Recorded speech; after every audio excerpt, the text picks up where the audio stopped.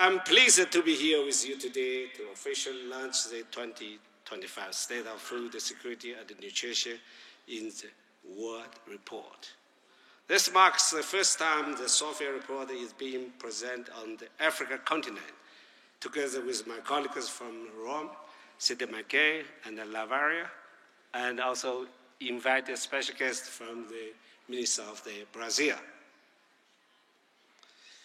A proper choice, as Africa stands at the front line in the global fight against hunger.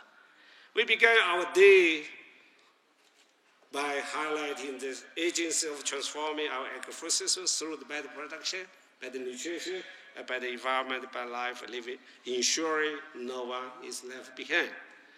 Across the world, countries are working to ensure that this system delivers safe, nutritious, and affordable food for all, and now and in the future.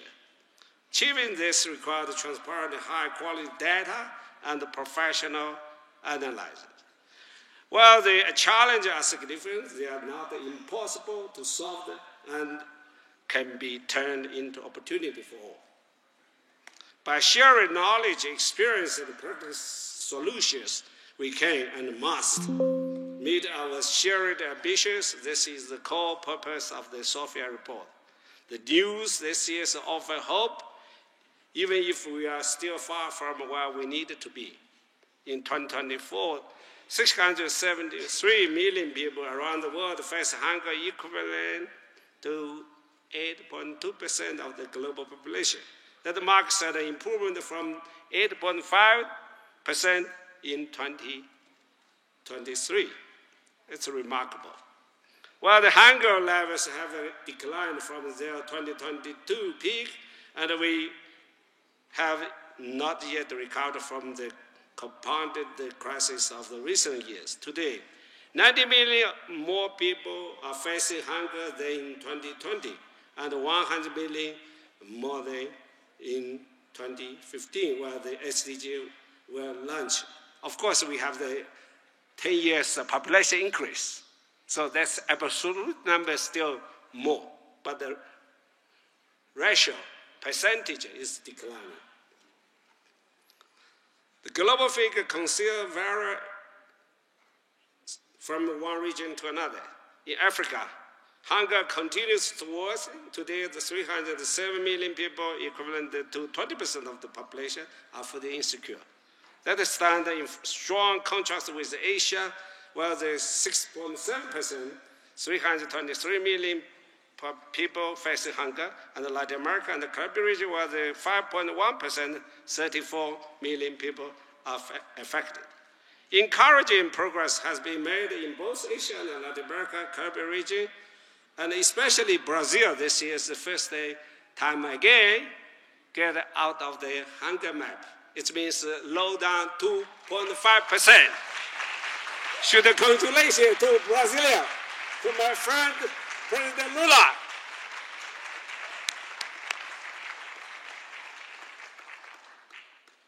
Declared by the 0.6 and 0.2% points, respectively, between 2023 and 2024. Hungers has fallen notably in Southeast and South Asia, as well as in South America, driven by the smart targeted policy and strategic investment. Despite this progress, projections show that by 2030, 512 million people were still facing chronic hunger, and 6 out of every 10 will be in this continent, Africa. That's why I said so many times, started first day in FAO, Africa, we should focus, because it's our common task. Not only Africa brothers and sisters, we need strengthening and more focus on the Africa continent. Data always tell the truth. Recovery must be inclusive. We cannot accept a future where the entire region are left behind. Where we look beyond hunger, the malnutrition picture remains mixed. Child studying has declined modestly over the past decade, but West has stagnated. Within still, anemia among the women aged 15 to 49 has increased from 27.6% to 30.7%, with most regions showing stagnation or deterioration. And while the millions goes hunger, many others consume more than is health. Adult obesity rising from 12.1% in 2012 to the 15.8% in 2022, a sharp reminder of the stubborn burden of malnutrition. But undernourishment is only the visible tip of the much larger aspect in 2024. Around 2.3 billion people experience moderate or severe food insecurity. This burden are not shared equally. Africa remains the most severely affected region. Again, globally, rural population women continue to bear the brunt of the food insecurity. Improving the quality of the diets is essential. A healthy diet must be adequate, diverse, balanced, and moderate.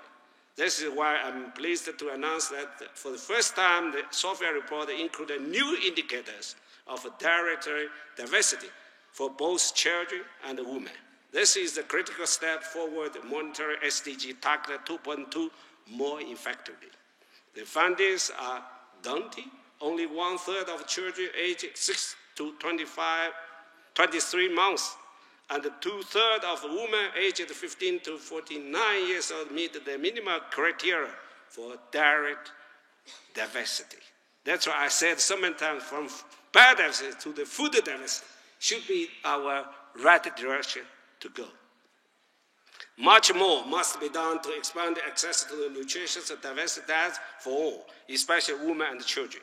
We must make healthy diets more valuable, more accessible, and more affordable. The 2021 Sofia report provides for the first time a global estimate on affordability. While there has been moderate progress since then, as of the 2024, 2.6 billion people still cannot afford a healthy diet. The limited progress is largely due to the multiple overlapping crises we face. Food inflation, in particular, has eroded purchasing power and mining the ability of the household to translate economic growth into better nutrition. That is why this year's Sofia report included a special focus on food inflation, its causes, its consequences, and what can be done about it. Since 2020, food price inflation has outpaced overall inflation every year, underscoring the unique vulnerability of the agri-food system and the urgent need to prioritize food policy in macroeconomic planning. Addressing these issues requires a coordinated, multi-layered policy response. We must first protect the vulnerable population with targeted, time-bound fiscal measures. Second, allowing fiscal and monetary policy to stabilize the market. Third, promote the structural and trade reform for lasting impact. Fourth, strengthening data systems to manage volatility and prevent speculation. And fifth, invest in the resilient agri-food system to reduce the risk of the future shocks. In the face of global disruption, protectionist or inward-looking policy are counterproductive.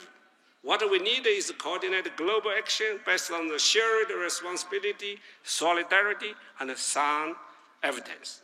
The unity and the collaboration among the agencies contributed to the Sofia report shows that it is possible when we work together. This partnership embodies the best of the UN system at the service of its members. The 2025 Sofia report confirms that progress is possible. Some regions are already demonstrating what works. We must learn from them, act decisively. But time is turning out. Achieving food security and improving nutrition for all will require a sustained political commitment like President, Prime Minister who come to this conference.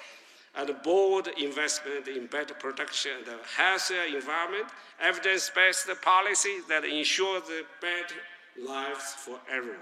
The path forward demands agency, inclusiveness, and action. We must reach all the communities, rural and urban, women and men, children and elders, with solutions that are timely, fair, and effective. Let us act now, not just with ambition, but with determination to achieve zero hunger, leaving no one behind. This is the best way to commemorate our dear friend, Dr. David Navarro, with his whole life determination to control for the better of the world.